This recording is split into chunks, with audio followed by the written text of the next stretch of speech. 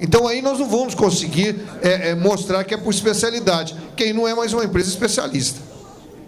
Vamos ouvir o deputado. Olha, eu vou tentar aqui, até para saciar um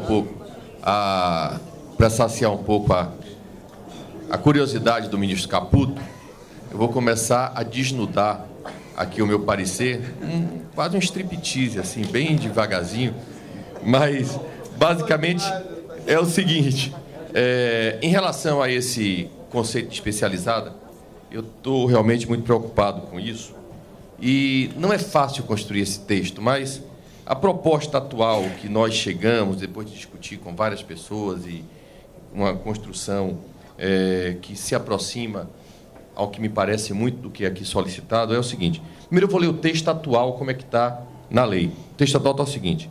Empresa prestadora de serviços terceiros é a empresa prestadora de serviços a terceiros, é a empresa especializada que presta a contratante serviços determinados específicos. Isso é o artigo. E o parágrafo 1º.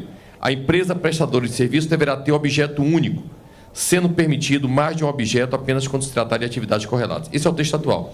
Reparem que, nesse texto atual, a empresa especializada é o conceito que basta para ela ser prestadora de serviço. Então, a empresa prestadora de serviço é a empresa especializada. A nossa preocupação é conceitualizar empresa especializada. E aí tem duas questões, porque não pode ser só na técnica dos profissionais, porque às vezes o profissional tem uma experiência de vida, como ele colocou aqui, é absolutamente pertinente.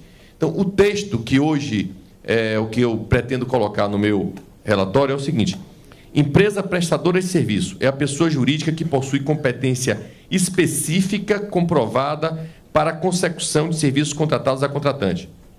A competência específica será comprovado por serviços semelhantes anteriormente realizados ou pela existência de quadro de pessoal que inclui profissionais qualificados para a execução dos serviços contratados a contratante. Então, essa é a nossa ideia. Isso é fruto de um cozinhado longo, acreditem, apesar de ter só um artigo e um parágrafo, é uma construção muito milimétrica para a gente chegar a um conceito que, na verdade, possibilita a terceirização, exigindo, entretanto, que aquele que é terceirizado ele tenha uma vocação e uma experiência própria para aquele objeto que ele está praticando. Então, essa é a nossa ideia. Só um minuto. Hã? Exatamente. Mas é um ou outro. A gente bota serviços previamente realizados ou profissionais qualificados. Ou seja, a empresa pode provar. A minha ideia é permitir que a empresa possa comprovar a especialização ou pela certificação do que ela realizou antes. E na Constituição Civil essa ideia de certificação já é usual, vocês já praticam isso. As licitações, os atestados, é uma prática corriqueira.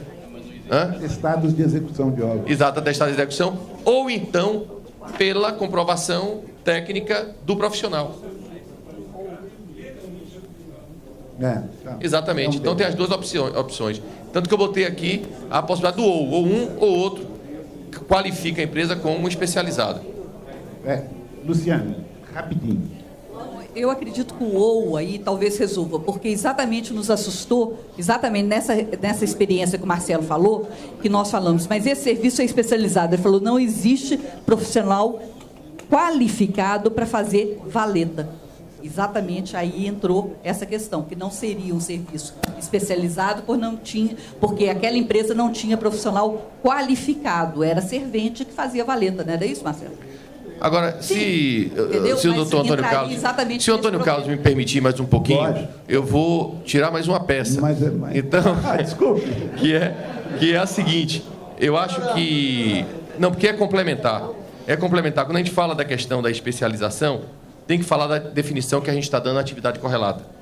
Então, a atividade correlata, ela ficaria com a seguinte definição. A prestadora de serviço deverá ter objeto social único, isso permanece, sendo permitido mais de um objeto apenas quando se referir a atividades que caem na mesma área de conhecimento dos profissionais que respondem pela competência específica da prestadora.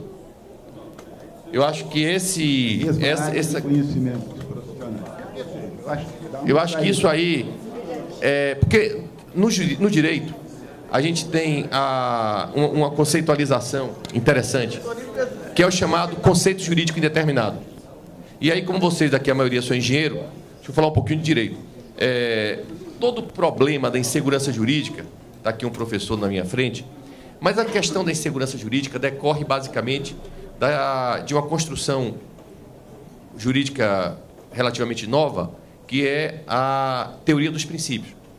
Pela teoria dos princípios, existem alguns princípios da Constituição, como, por exemplo, o Brasil é um Estado democrático de direito. Isso não é uma norma que a uma ação equivale a um dever ser.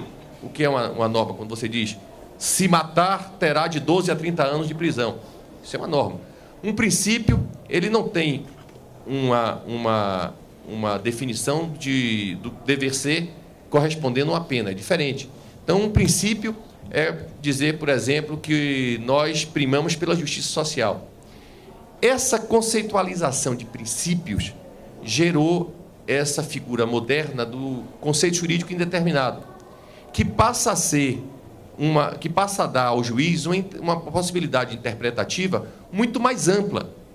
E a ideia que se construiu a partir daí no direito ocidental foi de que o juiz ele tem que estar permanentemente conectado à sociedade e inferir da sociedade qual é a interpretação que a sociedade dá àquele determinado princípio naquele determinado momento social. Então, por isso, a lei, a justiça pode mudar as suas decisões sem que haja uma mudança na lei, desde que o juiz compreenda que aconteceu uma mudança da interpretação que a sociedade dá àquela lei. Isso é a teoria dos princípios. Tentando fugir disso, é que eu estou, no meu parecer, nas modificações que tenho feito na lei, tentando tirar o máximo possível de conceitos jurídicos indeterminados da lei. Em vez de botar conceitos jurídicos indeterminados, colocar conceitos o mais exatos possíveis, justamente dentro da linha que colocou aqui o professor Caputo, porque isso vai dar mais segurança jurídica. E o propósito da lei, o propósito principal da lei é dar segurança jurídica. Então, daí as mudanças que nós estamos propondo. Doutor Caputo, só quero comentar alguma coisa? Não. Não, que isso? Pelo contrário, pelo contrário. Jorge, você está na vez. Chego lá no Fernando, já. Também. Os próximos 3 e vamos ver se a gente caminha para encerramento. É importante a gente ressaltar que na visita do ministro Dall'Azen, e ele já visitou várias obras, ele passou a conhecer bem mais o que é a nossa atividade. Aqui no Mineirão, ele deparou e perguntou, por que tem um monte de uniforme diferente? Ministro, são várias empresas que trabalham aqui. São subempreiteiros. Não são subcontratados, não são terceirizados. O conceito nosso é de subempreitado, não de terceirizado. Isso diferencia bastante. Semana passada, em Brasília, e dia 3 agora, mais uma rodada, nós temos um pacto onde senta à mesa Poder Executivo, 6 centrais sindicais, mais 3 autônomos não vinculados à entidade sindical, e o Sindicom e a CIBIC. Em momento algum, e nós dissemos, nós queremos a aprovação da terceirização. Alguma resistência? Nenhuma. Nenhuma. O nosso trabalhador sabe perfeitamente o que é o subempreiteiro. Ele está feliz sendo subempreiteiro. Muitas vezes, e aí eu vou junto com o Marcelo, eu subcontrato uma empresa maior do que a minha. Nem por isso eu estou precarizando. Uhum. Aproveita que você está... Só fazer um comentário aqui. Mas veja só, a distinção jurídica de terceirização e subcontratação é bastante... É bem grande a diferença. A subcontratação é você pegar um pedaço do seu contrato e passar na sua integridade para uma outra empresa. A terceirização é você pegar um determinado setor da sua atividade e passar para outra empresa. Então, são questões... Pedaço de obra é um pedaço do contrato, que você passa como um todo. né?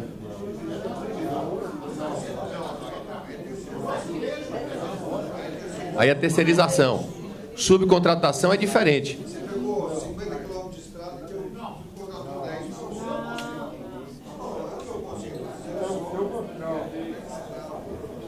Vamos, peraí. É o meu subempreiteiro de drenagem. Esse é o meu subempreiteiro de drenagem. Ele é subempreiteiro de drenagem. Bom, a questão de como as pessoas consideram e como o juiz considera aqui é diferente. Não adianta a gente ter... Eu tenho subempreiteiro de sinalização. Ele é o meu subempreiteiro de 455. Do 455. Isso vai ser considerado... Você pode considerar subempreitado, mas do ponto de vista da conceitualização jurídica, isso vai ser uma terceirização. O juiz vai entender assim. Não é uma construção minha. Isso é uma ideia da justiça. A subcontratação é você pegar um contrato e passar esse contrato para uma outra empresa. Ele ou parte dele, mas você pegar um item específico, isso é terceirização, vai ser contratado para... Nós não somos contra a sua ideia, não. Nós somos com a sua ideia. O problema é que a justiça tem caminhado e as sentenças têm acontecido no sentido dessa sua ideia não prevalecer mais. Não, é o conceito que nós estamos mudando. Isso, então, a lei que nós estamos mudando é essa, é tentando mostrar que isso daí é um contrato. Qual que é a mudança? Subcontrato para terceirizado. Se o cara faz sarjeta para ele, é porque ele é especialista em fazer sarjeta, beleza. Ele está terceirizando a sarjeta que ele pegou, ou subcontratando, que é o termo que o senhor usa na Constituição Civil. Pelo contrário, eu acho o seguinte... Mas que esse termo me parece que juridicamente ele não está mais... Me parece que aqui vocês estão achando aceitado. Que se mudar o nome de terceirização para subcontratação vai resolver o problema de todo mundo. Não é assim que funciona. O que acontece é o seguinte, nós estamos criando a lei, que o nome da lei é a Lei das Terceirizações, e que vai permitir que você faça o repasse de um pedaço da obra ou de um item específico para outra empresa sem que haja uma penalização. Se vai você colocar no contrato, você faz com a empresa isso como terceirização, subcontratação, não importa. O importante é que tem uma lei que garante a você o direito de exercer esse papel. Ponto final. É legítimo? Sim, claro, claro. Eu acho que se a lei passar sem especificar isso muito bem, ela será desconsiderada na Justiça do Trabalho como bem disso. De forma nenhuma.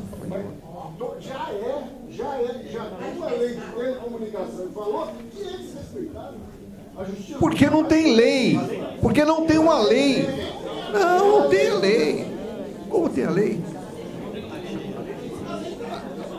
Sim, mas a lei de telecomunicações, ela ficou aberta. É por isso que nós estamos abrindo um pouquinho mais. Não, porque ela fala que as... Como é que é o termo, ministro, da telecomunicações? Inerentes.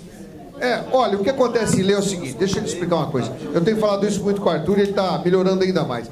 Não existe jeito de você ficar criando leis sem definir exatamente como é que é. Por isso que essa preocupação de especialização, o ministro Caputo colocou, o nosso Arthur Maia aqui, que é advogado, também tem a preocupação. Vamos tentar não deixá-la para interpretação. Porque se deixar para interpretação, inerentes, é um negócio, que nem o cloud, como é que chama, que é do iPad lá, quer dizer, nuvens. Então serve tudo lá para cima, entende? Então o que nós estamos querendo dizer é que está se tentando botar dentro da coisa, é para que amanhã a justiça não possa mais dizer que o senhor não pode fazer sarjeta.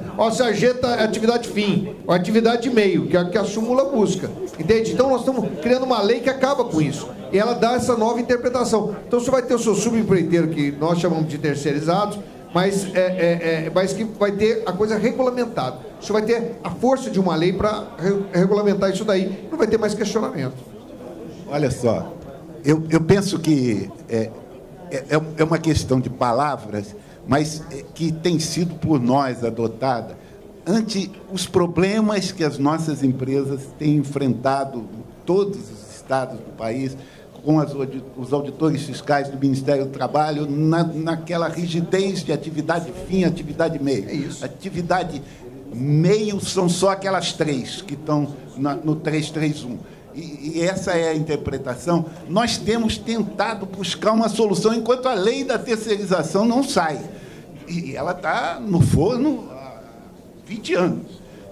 E ela recentemente está andando, nós hoje estamos aqui discutindo. Então, uma estratégia que nós temos usado é nos apoiar no 455 e tentar puxar do Ministério do Trabalho uma portaria que diga para os auditores fiscais que, quando eles forem fiscalizar uma obra de construção civil, eles devem verificar se os subcontratados, as empresas, os empregados das empresas subcontratadas para etapas da obra estão cumprindo com o pagamento. Aquilo tudo que está ali, aquela meia dúzia de textos, estão cumprindo com tudo aquilo, e, se tiverem, eles são subsidiários, responsáveis subsidiários. Nós estamos fazendo uma proposta, negociando no Ministério já há alguns meses, uma portaria a nível ministerial, tentando acomodar enquanto não sai a coisa. E nós não estamos usando a palavra terceirização, nós estamos usando subcontratação, subempreitada, que é o que diz o 455 da CLT, que vocês sabem muito bem,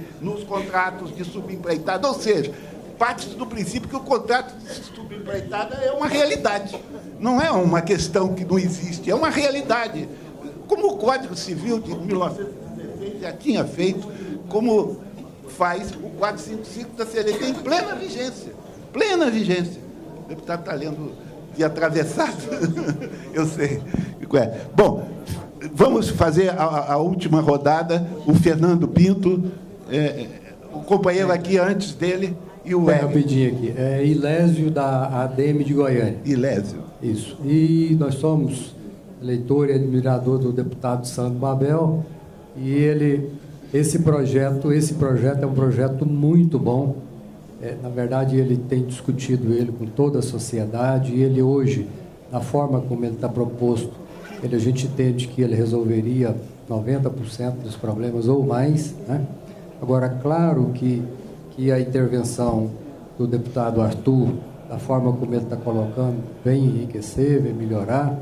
E eu só queria, deputado, era ver se não era possível, no caso aí da inadimplência, porque vocês dois estão tratando uma empresa, seja terceirizada ou subcontratante, da forma como empresa, quer dizer, como toda empresa teria que ser, com a diferença que era especializada, mas como empresa. Agora, essa questão da corresponsabilidade, no caso de uma inadimplência dessa subcontratada ou da terceirizada, ao invés de reter e depositar numa conta específica, não poderia reter e recolher, ter o poder de reter e recolher? Pode colocar na lei. Colocar na lei. Ok, fez a colocação. Érico. Isso aí que tem a fiscalização para a empresa, nós temos dentro da Constituição Civil 174 mil empresas, das quais 156 mil, um pouquinho mais, só tem 49 trabalhadores. Então, nosso setor aqui é de micro e pequenas, para não dizer minizinho lá, nano, micro. Então, quando cria uma estrutura dessa de fiscalização, minha empresa vai estar fora. Certo? Sinduscom Pernambuco, diretor de Relações de Trabalho, Érico Furtado.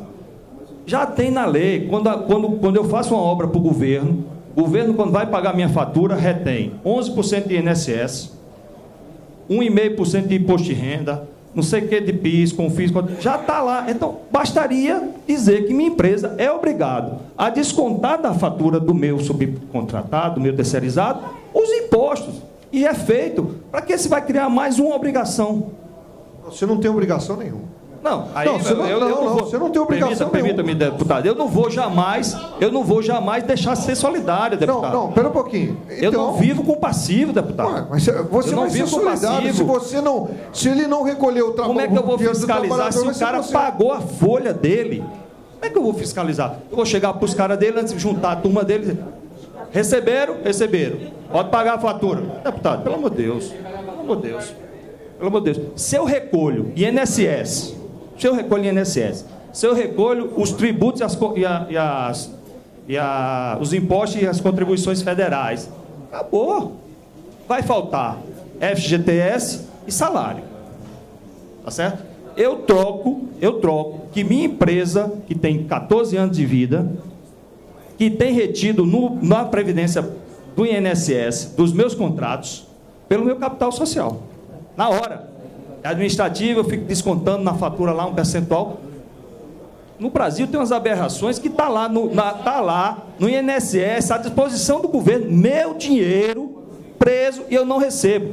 Não, está lá na lei, recebo administrativamente. Eu disse com aqui o Brasil inteiro. Quem recebeu administrativamente do INSS o dinheiro que está lá retido? Ninguém. Na justiça, quem foi? Aí começa todo mundo. Aí vem Receita Federal, aí vem Previdência para dentro das empresas. Uma loucura. A gente deixa de fazer a nossa atividade principal para cuidar de fiscalização. Então, eu peço, quando o senhor limita a capital, vá à junta do seu estado, puxe no item Construção Civil e veja nossa média de capital lá. Para o senhor não estar criando um elefante branco, que já existe a lei, cadê o menino de Minas Gerais, aí 6.000 e pouco, que fala de tributação. Minha empresa, que tem 14 anos, que trabalha, que pega obra até 10 milhões de reais por licitação, não se encaixa lá. Então, eu estou fazendo há 14 anos uma subcontratação fora da lei, porque meu capital não está na lei que hoje é vigente. Então, na sua lei, tem que tomar cuidado para essas coisas, porque, infelizmente, nosso setor é formado de pequena e microempresa. Então, na lei, se você for ver o substitutivo que foi feito, que não é o da lei, por isso que nós corrigimos, ela já foi abaixado demais no substitutivo, o capital, porque estava exagerado. Porque quando que colocaram uma emenda no capital, subiram demais o capital. Por quê? Porque tinha alguns interessados que... então, o que nós fizemos? Já no substitutivo que saiu da comissão, que foi mandado para ele, esse capital já foi reduzido bastante. Agora, eu quero te explicar o seguinte, ó. Aqui todo mundo quer uma lei ótima. Nosso companheiro ali que é uma lei ótima, não vai ter. O que acontece é fazer uma empresa especializada em fazer sarjeta, é especializada em fazer sarjeta. Não é só fazer sarjeta, é fazer obras complementares para a construção civil. É esse texto que nós estamos tentando arrumar. Então, mas por que tem que ter isso daí? Porque isso é terceirização. Agora, vocês querem uma lei ou não querem? Sabe qual que é o problema? O problema é que tem gente que quer lei, na hora que ele recebe uma multa, recebe o fiscal trabalhando, tinha que ter lei para tal, porque eu estou terceirizando, está legal. E o fiscal e o juiz diz, não pode terceirizar, isso acabou, porque você está fazendo atividade fim da empresa, você está terceirizando. Nós temos que regulamentar isso. As adaptações que são feitas na lei posteriormente, é muito mais fácil você incluir uma coisa, que até numa medida provisória você vai e bota uma carona lá e arruma isso. Agora, essa discussão que nós temos andado o Brasil inteiro para fazer, e temos recebido convite, está aí o nosso ministro, está aqui um deputado, nós estamos aí em plena convenção, negócio que está acontecendo, pegando fogo no estado inteiro, lá em todos os municípios nossos, mas nós estamos aqui para discutir isso com vocês, porque é um setor importante que nós estamos aqui. Agora, vocês precisam entender que você vai ter que se adaptar em algumas coisas. Porque se você não quer ser solidário e o teu subempreiteiro não estiver pagando o salário, você é responsável. Você está deixando ele dar cano no funcionário dele, você vai ter que pagar mesmo. Porque quer queira, quer não queira, você, mesmo o subsidiário, ele vai demorar um pouco mais de tempo, mas ele vai vir buscar o dinheiro que vai ser seu. Então, o que nós temos que fazer é arrumar mecanismos que são o quê? Que vão, depois da regulamentação sair, que é uma certidãozinha qualquer de quitação, um negócio, uma coisa qualquer que você consiga ter do seu subempreiteiro, ele te traga as folhas assinadas, ou ele tem que te trazer o recibo na hora de buscar o cheque, ele vai trazer um caderninho, um papelzinho com o recibo. Ah, mas ele não paga o funcionário dele com o recibo, é porque ele não registra. Se ele não registra, ele está inadimplente. Então, pronto. Então, quer dizer, nós temos que ir adaptando. Se você quer ter alguma coisa que te dê segurança. Senão, cada vez mais vocês vão tomar multa e o setor não consegue crescer, porque vão fazer com que você tenha o azulejista ser seu, o armador ser seu. E é o que o ministro falou, terceirização não pode voltar para trás mais. Olha, tem recebido cada pancada, o setor de telecomunicações vai receber uma agora, estão tudo de cabelo em pé. A CEMIG está tomando uma tamanho de uma traulitada agora aqui com os funcionários das empresas terceirizadas, sem precedente, e que está sendo dado nos tribunais. Por quê? Porque tem juiz e tem ministro que resolveu abrir fogo contra a terceirização. Então vamos dizer que tudo é ilegal. Vamos acabar com essa porcaria. Então nós temos que trazer na lei algumas coisas que podem dizer, nós estamos protegendo aquele trabalhador. Então quero dizer para você que você só não vai ser solidário se você pedir a folha de pagamento dos seus funcionários terceirizados. Infelizmente, é um trabalho a mais, mas vai te dar garantia. Perfeito. Para terminar, rapidinho, Fernando. Bem curtinho. Fernando Pinto, Sinduscom, Ceará. Com a fala do ministro Caputo, realmente, eu acho que nós vamos dormir um pouco mais hoje. Porque, felizmente, nem tudo está perdido. Existe lucidez. Deputado, é sobre o capital. O capital tem que ser proporcional ao valor do contrato, não à quantidade de trabalhadores. Eu posso fazer uma escavação manual ou mecanizada. E aí? Você quer repetir? Olha, Fernando. Fernando, nós escutamos. Sim, aqui a gente conversa aqui. Tá bom. Quero te dizer o seguinte, o relator, ele é o relator de mérito. Nós já discutimos o mérito. Permite só uma observação? Acho que o doutor Fernando não entendeu o que eu falei. Que é para ele não dormir. Porque ele é exceção. Mas eu pensei que não existia exceção. Bom. Ele já não está dormindo, ele disse que agora vai tirar um cochilo. Mas, Fernando, é o seguinte, ó, esse é o do substitutivo, né? Aqui diz o seguinte, ó, a questão de capital social, ela está dentro da comissão de mérito para ser discutida. Nosso relator está aqui, ó. Então, ele vai receber essa demanda lá dentro da coisa, vocês têm que demandar, porque senão nós vamos achar que o que está aqui está bom. Agora, a questão do capital social é uma discussão que pode ser feita, pode ser uma mudança. E se a lei sair desse jeito também, tiver que fazer depois, se pode fazer depois também. Mas eu falo, vocês têm que participar dessa mudança. Aqui, a questão de capital social, principalmente para as empresas pequenas, é que ela ficou puxada. Entende? Então, nós achamos que o relator, isso é uma sugestão que tem lá para o relator que ele vai receber, que aquele capital pequeno de empresas até 10 funcionários, que acho que aqui está como R$50 mil, que ela é muito alta. Entende? Não sei se ela é exatamente muito alta, mas talvez possa se pegar essas empresas e trazer elas para um capital mais baixo. Mas são as empresas, normalmente, que dão os maiores problemas. Mas pode se reduzir. Mas tudo, deputado, tudo vai ser proporcional ao valor do contrato. Em tese, tudo vai se resumir a isso. Desculpe. Tudo pode resumir o quê? Tudo se resume à proporcionalidade do valor do contrato. Isso. Isso, exatamente. Isso, inclusive foi colocado aqui que o valor do capital social, quando é estabelecido por número de funcionários, ele tem a condição de fazer o quê? De vocês, vamos dizer que a pessoa tem um capital social e pegou uma empresa, uma terceirização grande, alguma coisa, ele tem 6 meses para fazer a complementação desse capital, alguma coisa parecida com isso. Então, existe mecanismo, eles podem ser melhorados. Participe, vamos lá, vamos melhorar, o relator está aqui, ó, tem toda a sensibilidade, agora tem que participar. Se não participar, sair desse jeito, que foi o que nós achamos de melhor. Tá bem? Eu preciso falar uma palavra para concluir. Por favor, fale. Bom, então eu só queria falar para concluir o seguinte, ó, essa lei não vai sair se vocês não participarem dela.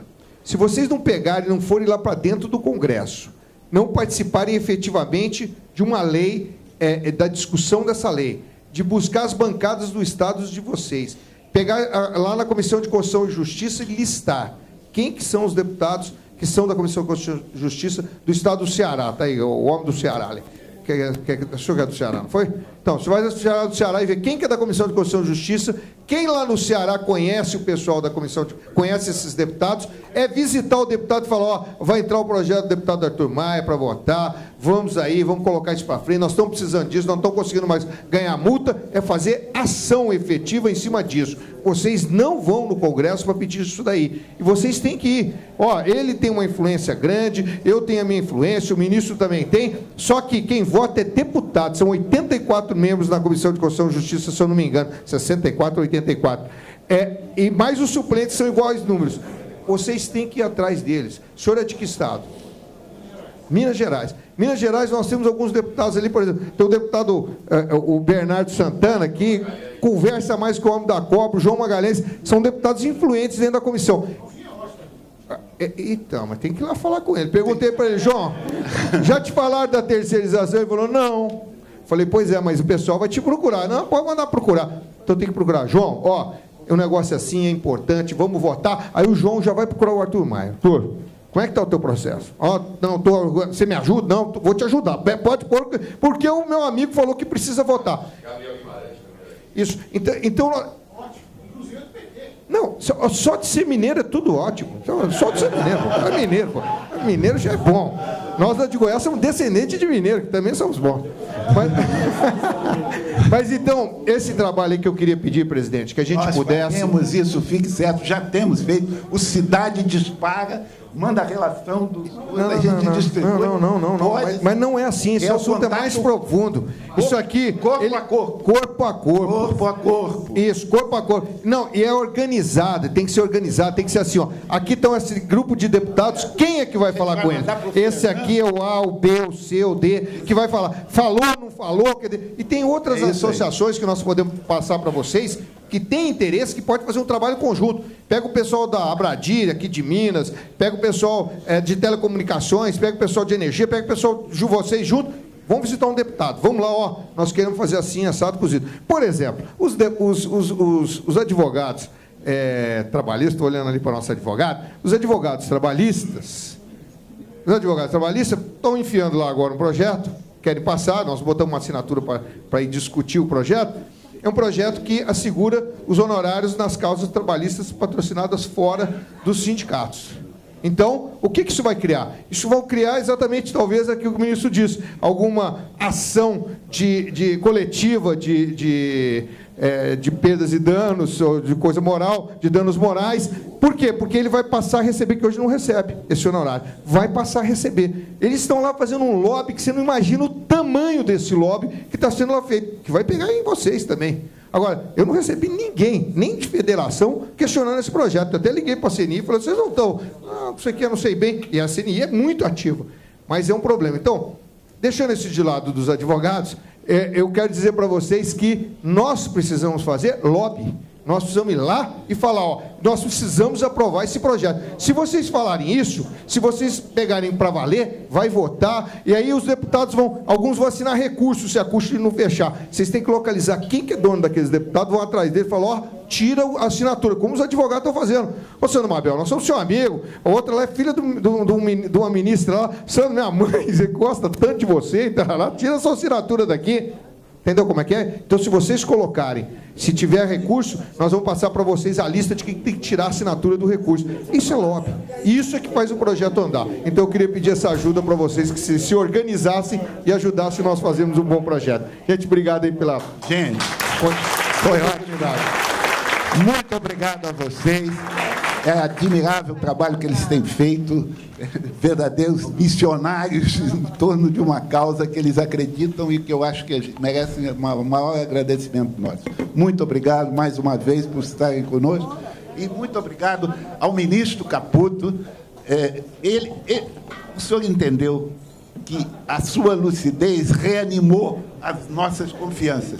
Foi isso, mais ou menos, que o Fernando Pinto quis dizer. Muito obrigado por estar aqui conosco. Não vou servir, Antônio Carlos, a nenhuma... senão a minha consciência.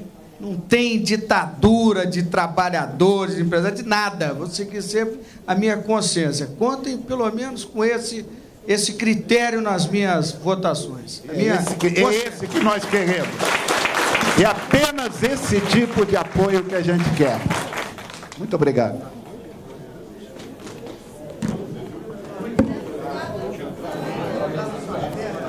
Semana passada, fui lá representar...